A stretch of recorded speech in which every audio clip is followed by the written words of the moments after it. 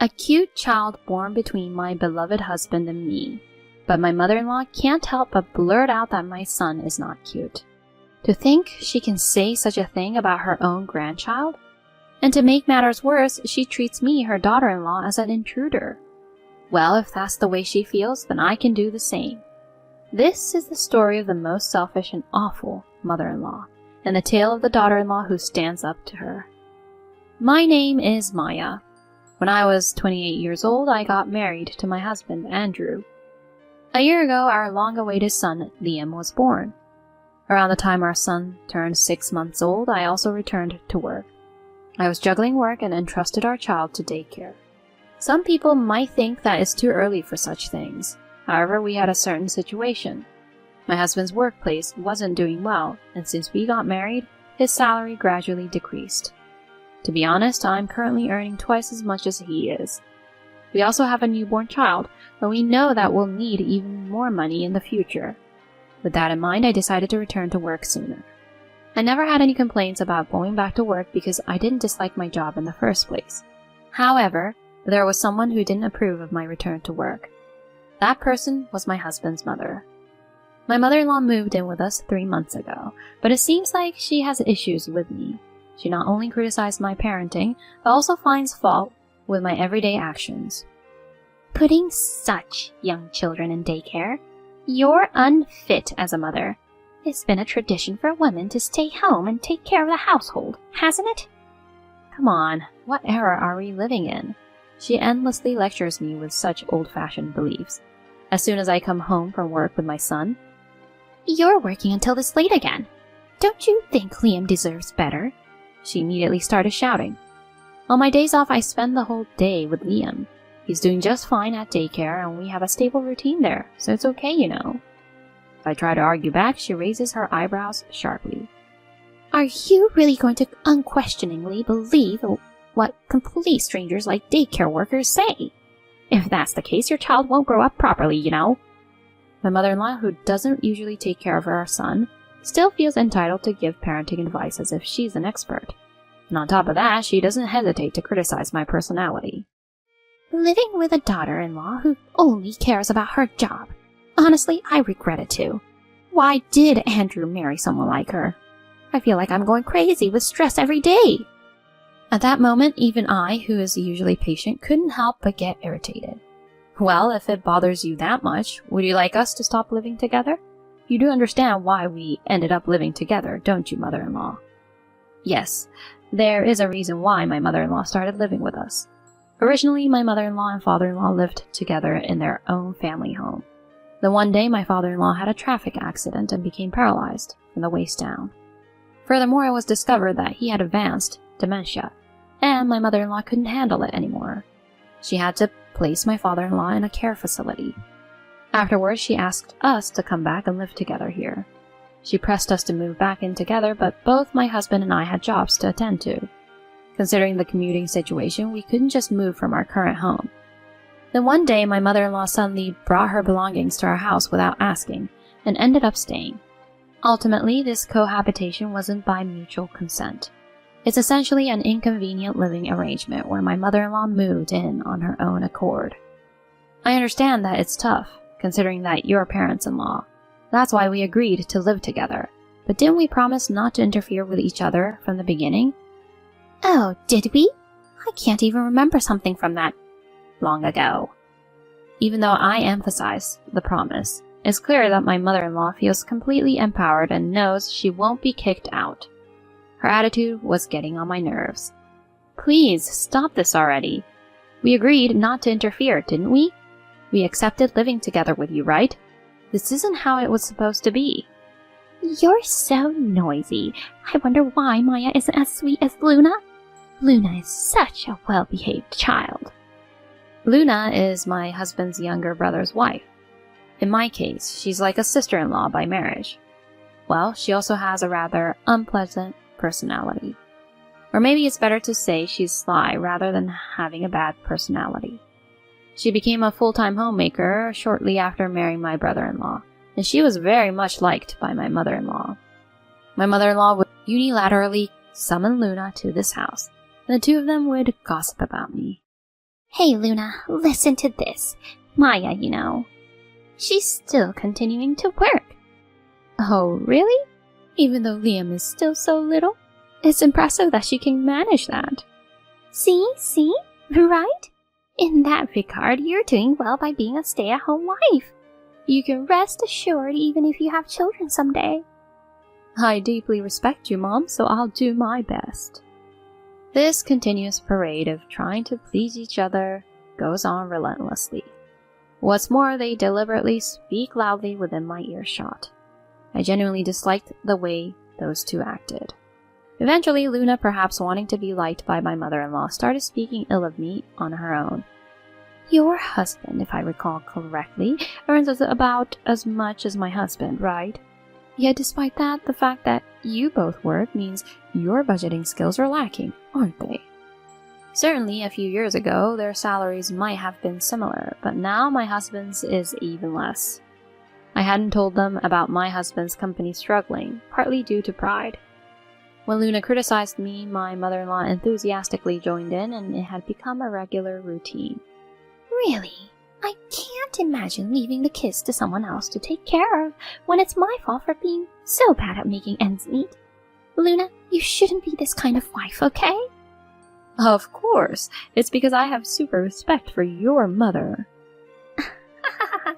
I can't help it. Oh, Luna. They should have their excessive flattery contest somewhere else, as it was making me feel embarrassed just listening to it. It only added to my stress. I felt like I had reached my limit living with my mother-in-law, so I decided to talk to my husband about it. Hey, it's about your mom. Almost every day she invites Luna over and makes fun of me. Huh? Mom does that? Since I usually get home earlier than my husband, he wasn't aware of me being mistreated. As expected, he had a puzzled expression. Exactly. She promised not to interfere, but she criticizes me for continuing to work. She hangs out with Luna and endlessly badmouths me. I can't take it anymore. After thinking for a while, my husband says something unbelievable.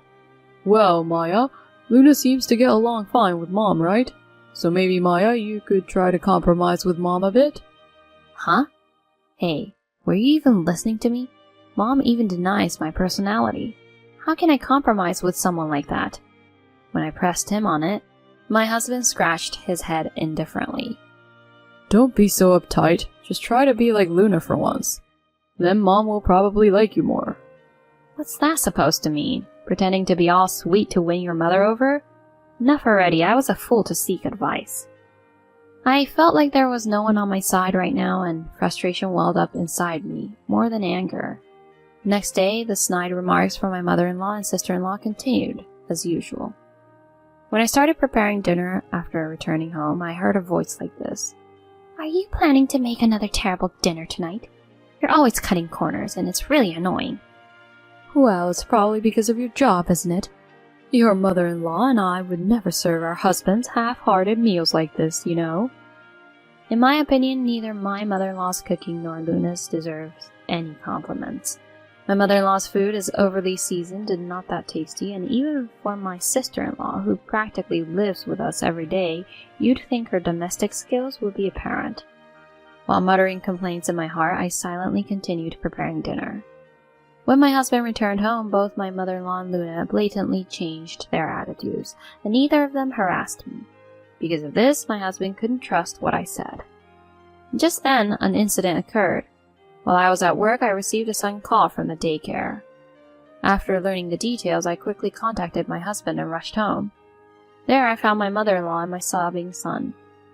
Hold on, Mom. What exactly are you trying to do? Taking Liam away from daycare without permission?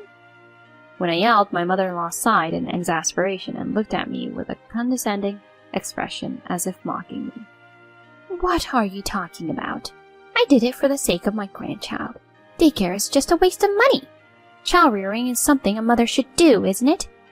That's your own selfish belief, isn't it? Even though there are circumstances and I left my child in your care without permission, taking them away without consent is just plain rude. It's practically kidnapping. Huh? Kidnapping? It's my grandchild, for heaven's sake. Whether it's a grandchild or not doesn't matter. You ignored the daycare teacher's objections and took them away on your own, which is no different from kidnapping. At this point, my mother-in-law just shrugged her shoulders. Eventually, she began saying something outrageous. Ha! Nonsense. Neither you nor the grandchild are cute at all. If you have complaints, just leave already. For me, it's one thing, but my grandchild? Not being cute? At that moment, a loud warning bell rang inside me. To think my own grandchild isn't cute, and to say it so casually in front of the grandchild. Living together with someone like this any longer is impossible. I will absolutely not forgive her for belittling my precious son. I absolutely must protect this child. At that moment, my husband returned home, and I immediately told him, Andrew, it was your mother who took Liam from daycare. I've reached my limit, Andrew. I can't live with your mother. Then my mother-in-law suddenly started pretending to cry and playing the victim. Listen, Andrew, can you believe Maya treats me like a kidnapper? I was just going to pick up adorable Liam. Don't you think this is terrible? Just picking him up? My mother-in-law's words got me heated up as well. Don't joke around. Earlier you said our child isn't cute, right? Telling me to leave quickly. You can leave. This is our home. Do you plan to act like a good mother only in front of my husband? Andrew, please help me. Maya always harasses me like this. Seeing my mother-in-law crying and pleading with my husband, I couldn't help but find it all absurd. If my husband were to side with this melodramatic act of my mother-in-law, I thought at that moment we would live with just my son and me. That's what I thought. My husband was the first to break the silence. For now, let Maya and me have a conversation. Please go back to your room, Mom. My husband, who always took his mother's side, made this statement, leaving my mother-in-law wide-eyed. What are you saying? This is about Maya, so why don't you listen to me? Is that how it is? After all I've been through? This time it involves Liam as well, so as parents, Maya and I want to have a proper conversation. My mother-in-law wore a consistently dissatisfied expression, but she probably couldn't say anything against her son, so she reluctantly agreed. After that, my husband and I talked for hours about this incident and past issues. We reached a certain conclusion, and a few days later we decided to convey the details to my mother-in-law. Mom, sorry for keeping you waiting. We finally sorted things out. My husband greeted my mother-in-law with a smile. Seeing that smile, my mother-in-law seemed convinced that my husband had taken her side, and happily began speaking. Is that so? Finally, you're getting away from Maya, right? Without paying any attention to my side of the story, my mother-in-law was delighted. She had called my brother-in-law's family over and started talking about me, as usual, bad-mouthing me endlessly. Oh, it's really great. Today we'll finally be able to say goodbye to Maya. Right, Maya? In response to her question, I answered with a smile, of course. Good, then get out quickly. Take that not-so-cute child who looks just like you with you. From now on, this house will be for me, Andrew, and my other son's family. I'll be living there. Bye! Then my husband, who had been silent until then, suddenly opened his mouth. Shall we go, Maya? Huh? Yes, let's go, Andrew. Huh? Huh? It seemed my mother-in-law couldn't quite comprehend it, repeating, huh? Several times.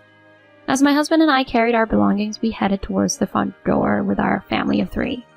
At that moment, my mother-in-law called out to us. Wait, Andrew, what on earth is going on? We're going to live together in this house, right? What are you talking about? My husband turned back to my mother-in-law with a cold expression. I'm leaving with Maya. I can't tolerate your delusions any longer. My mother-in-law's body trembled, and she slumped to the ground in disbelief. Why? Why are you taking her side? I heard everything from Liam's daycare teacher. How you took Liam away on your own, how you verbally abused the daycare staff, and how you bad-mouthed Maya at the daycare. That's... I never thought my mother could be such a terrible person. I misjudged her. Just surround yourself with people who actually listen to what you say and try to live a good life. With those words, my husband pushed me forward and left the house. My mother-in-law cried until the very end, calling my husband's name. On the way to our new home, my husband apologized to me. I'm sorry I didn't realize it sooner. Please, forgive me. And what are you saying? Just by taking action like this, it's more than enough.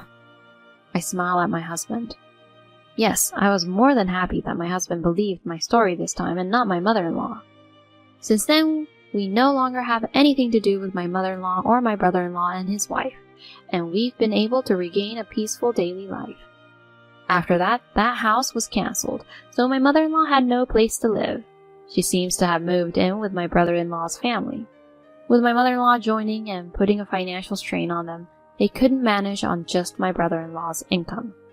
As a result, my sister-in-law had to start working, and now my mother-in-law is all alone at home. There's no one to badmouth anymore, and they don't even have someone to exchange harsh words with. In fact, even with Luna, whom she used to get along with so well, they now have constant arguments. It's because of you that I had to start working, isn't it? Spare me. Huh? Is it my fault? You're in the way, you old hag. Seeing Luna's true nature, it seems even my brother-in-law's feelings cooled off. Now they're in the middle of divorce proceedings. She used to be able to pretend in front of my brother-in-law because she had a lot of time on her hands, but now that she's working, she's getting frustrated more and more. It seems her true colors emerged.